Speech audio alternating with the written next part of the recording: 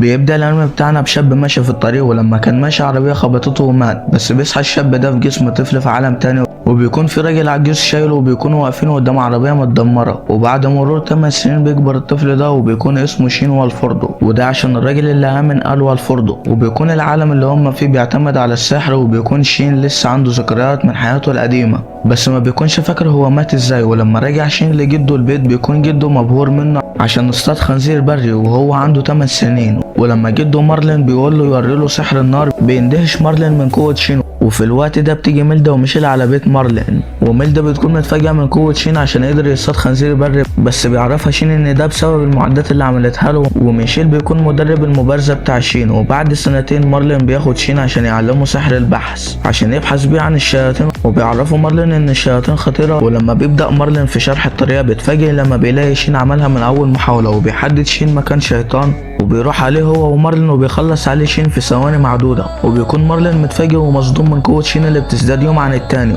ولما بيرجع مارلين بيتكلم مع ميلدا وميشيل عن سرعة تطور سحر شين، وانه في المستقبل هتكون قوته كبيرة جدا. وبيكون مارلين معتبر شين حفيده وميلدا كمان. وبعد مدة بيقرر مارلين ان هو يعرف شين اللي حصل، وان هو مش جده، وان هو لقاه عند عربية متدمرة واهله كانوا مقتولين بطريقة بشعة. فبيقول له شين بعدها ماشي يا جدي. فبيكون مارلين متفاجئ ان هو متقبل الموضوع عادي. فبيقول له شين ان هو ما كانش متعلق بابوه وامه، عشان كده انا مش زعلان، وكمان انت كنت معايا وميلدا وميشيل كمان، وعشان كده عمري ما حسيت ان انا وحيد، فشكرا لك عشان انت اهتميت بيا. فبيتأثر مارلين وبيعيط من السعادة. ولما بيتم شين 15 سنة بيجتمع كل اصدقاء مارلين وميلدا عشان يحتفلوا بشين، وبيسألوا داسيوم انت قررت تعمل ايه في حياتك، بس شين لسه ما حددش حاجة. وبنعرف ان داسيوم هو ملك مملكة ارسل هايدو، بس شين لسه ما يعرفش. وبعدها بياخدهم مارلين على المكان اللي شين بيتدرب فيه، وبيوصلهم شين عن طريق بوابة انتقال، وبيكونوا مصدومين عشان محدش لسه استخدمها في العالم بتاعهم. وبيجمعهم مارلين وبيقول لشين يوريهم التعويذة. فشين بدأ في تنفيذ التعويذة، وبيكون الكل مندهش من النار الزرقاء اللي أول مرة يشوفوها. فشين بيضرب التعويذة وبيحصل انفجار كبير، وبيكونوا كلهم مندهشين من قوة شين. فميلدا بتمسك مارلين وبتهزقه وبتقول له ايه اللي انت بتعلمه للواد ده. وبنعرف ان ميلدا بتكون مرات مارلين. وبعد ما بيرجعوا على البيت بيتكلم داسيوم مع مارلين وبيقول له الممالك لو عرفت بقوة سحر الدنيا هتقوم ومش هتقعد. وشين بيكون مش فاهم حاجة. فبيقول لهم الملك داسيوم ان شين لازم يروح على مدرسة سحر في مملكته عشان يعرف قد ايه هو قوي ومميز. فبيسألوا شين مملكتك ازاي، فبيعرفوا ان هو الملك الثالث لمملكة ارسل هايدو.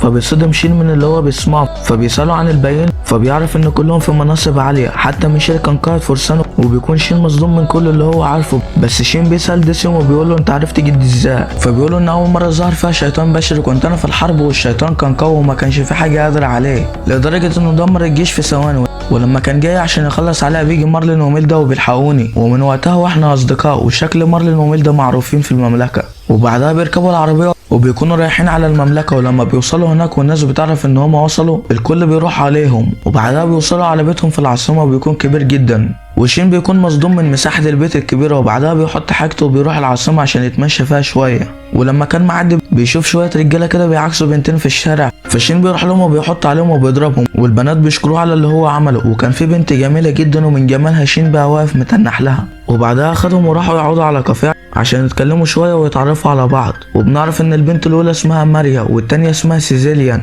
بس هنقول لها سيليا وخلاص. وبيعرف شين من كلامهم ان هم هيروحوا نفس مدرسة السحر اللي هو هيروحها. وبيكونوا متفاجئين لما بيعرفوا ان شين هيروح معاهم نفس المدرسة. وبتكون ماريا بتحب مارلين وميلدا، وبتقول ان حفيد مارلين وميلدا هيدخل نفس مدرسة السحر، وبتقول ان هو اكيد هيكون قوي زيهم. فشين بعدها بيسلم عليهم وبيمشي. وسيليا بيكون باين عليها ان هي بقت بتحب شين. وبيجي يوم التقديم في المدرسة السحرية، وبيكون في قانون بيمنع اي حد ملكي او نبيل يستخدم سلطته ونفوذه داخل المدرسة، يعني هم كلهم زي بعض. وبيكون شين بيدور على اسمه، لكن بيجي واحد من العائلات النبيلة وبيقول لشين يمشي من هنا. ولما بيحط ايده على كتف شين بيروح شين موقعه على الارض. فبيقوم الواد ده من على الارض وبيقول لشين انت مش عارف انا ابن مين، انت مش هتنجب اللي انت عملته ده.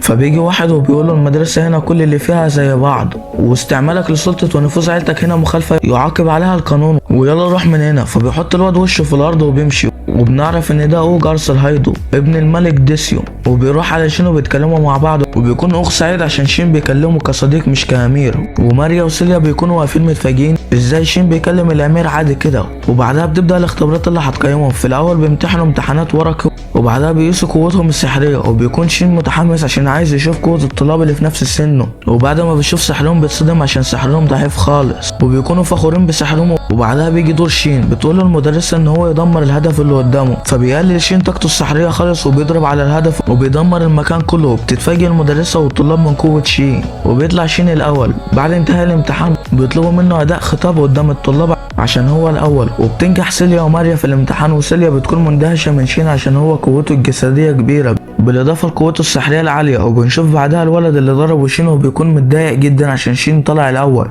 وكان بيقول ان شين غش في الامتحان. وبنشوف بعدها شين واللي ميلدا بعتت له هدوم وعليها كتابه سحريه ومن الصعب انها تتشال، ولكن شين بيقدر يشيلها وبيعدل عليها وبيخلي الزي بتاعه اقوى. ولما بتعرف ميلدا اللي حصل بتصدم وبتقول له ما تعرفش حد باللي انت عملته والا هتحصل كارثه. وتاني يوم بيروحوا مع شين المدرسه عشان الحفل بتاع بدايه الدراسه، وبيجهز شين عشان يقول الخطاب. ولما المدرسه بتنادي عليه بتقول شين والفوردو، فبتتصدم ماريا وسيليا لما بيعرفوا ان شين هو حفيد مارلين وميلدا، وبيقول شين الخطاب بتاعه. وبعدها بينزل شين وبيتقسم الطلاب مجموعات، وكل مجموعه بتروح على فصلها وكل حاجه تمام. ولكن بتروح له ماريا وسيليا وبتقول له ماريا ان في واحد بيطارد سيليا في كل مكان وفرض نفسه عليها، فشين بيتضايق من الكلام اللي سمعه. وبعدها بيسمع واحد بيزعق لسيليا وبيقول لها مش قلتلك ما تتكلميش مع راجل غيري، وبيكون هو نفس الواد اللي ضربه شين في اول يوم. ولما كان رايح يمسك سيليا بيبعده شين عنها، فالواد بيزعق له وبيقول له انت مالك بيا انا وخطيبتي. فبيسالها شين وبيقول لها الواد ده كلامه صح، فبتقول له لا ده هو تقدم لي وانا رفضته وهو عايزني اوافق عليه غصب عني. فبيقول لها شين انت خلاص في حمايتي دلوقتي. فبيتكلم الواد بطريقه خبيثه وبيقول لها ابوكي شغال عند ابويا في الشركه وممكن اخليه يرفضه.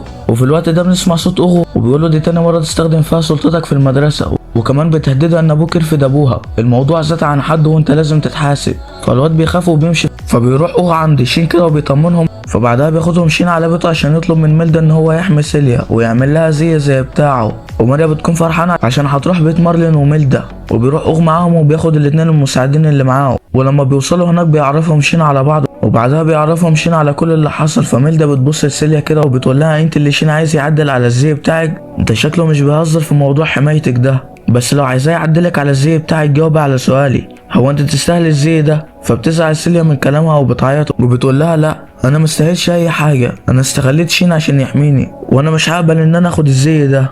وبعدها بتقوم عشان تمشي، بس ميلدا نادت عليها وقالت لها لو انت كنت وافقتي من البدايه كان زماننا رميتك من الشباك، بس انت باين عليك ان انت طيبه وكويسه. وشين قال لها انا ما حسيتش انك خدعتيني، ده انا كنت سعيد عشان انت اللي لجأتي لي. وبتتاسف لها ميلدا وبتحضنها كمان، وساعتها بتعيط سيليا. وبعدها بتاخدها ميلدا عشان تلبسها الزي، وبيكون مارلين قاعد وحاسس ان هو ملوش اي لازمه في القعده دي خالص، وان ميلدا عملت كل حاجه وهو ما عملش حاجه. وبعدها لما بيكون شين بيكتب على الزي بيندهش الكل من اللي بيشوفوه، وبيقول الملك ان الموضوع ده لازم يبقى سر ومحدش يعرفه والا ممكن يحصل مشاكل لشين. وبعدها بيكتب شين على زي اوغ واصحابه وسيليا، وقبل ما بيمشوا بيوريهم شين سحر بوابه الانتقال، وانه اي مكان راحوا قبل كده وشافوا ممكن يوديه لهناك في لحظه. وبيكونوا كلهم مندهشين من سحر شين. وتاني يوم بيروح شين عشان يوصل سيليا المدرسه، والعلاقه بينهم بقت علاقه حب متبادل. وشين كان مفعل طول الطريق سحر البحث عشان لو في شياطين في المكان او اي حاجه. وبيوصلوا على المدرسه وبياخدهم المدرس لفه في المدرسه وبيعرفهم الاقسام اللي في المدرسه واللي ممكن يختاروها. فبيقترح اوغ على شين انه يعمل قسم خاص بيه عشان هو قوي ومش هيستفاد اي حاجه من الاقسام التانيه.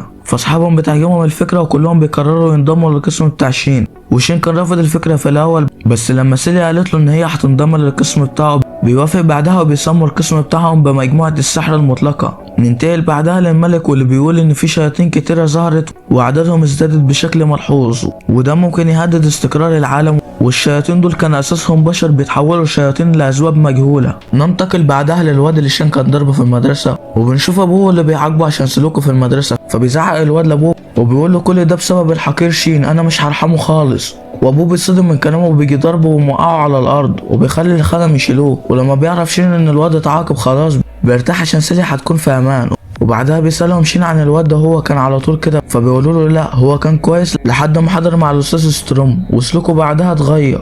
وفي بيت الولد بنشوف الام وهي بتترجى ستروم وبتقول له يشوف ابنها ويشوف هو متغير كده ليه. فبيوافق ستروم وبيدخل له، واول ما بيدخل بيعمل عليه تعويذه بتخلي عينيه تكون حمراء وبتكون هي دي عين الشيطان. وبعدها خرج ستروم وهو على وجهه ابتسامه خبيثه. وعلى الجانب التاني كان اوغ بيكلم شين وبيقول له ان الواد اتعاقب وما عادش لازم ان هو يجيب سيليا المدرسه كل يوم. فبيقول له شين ان بيوتهم قريبه من بعض ومش مشكله لو وصلها كل يوم. وسيليا بتكون محرجه وبعدها بيعرفهم شين على سحر البحث وقدرته على تحديد اي نية خبيثة زي الشيطان او اي وحش، وبيكونوا مش فاهمين، فبيحكي لهم شين على اول شيطان قتله وهو عنده 10 سنين، فبيتصدموا كلهم من قوة شين، وبعدها بيطلعوا بره عشان يتمرنوا، وساعتها بيحس شين بنية خبيثة حواليهم، وساعتها بيتفاجئ بالواد وهو بيهجم عليهم وكان هيخلص عليهم بهجوم ناري قوي، ولكن شين بيلحقهم بالدرع السحري بتاعه، بس شين يضرب بتتحرق من القوة السحرية بتاعت الواد ده.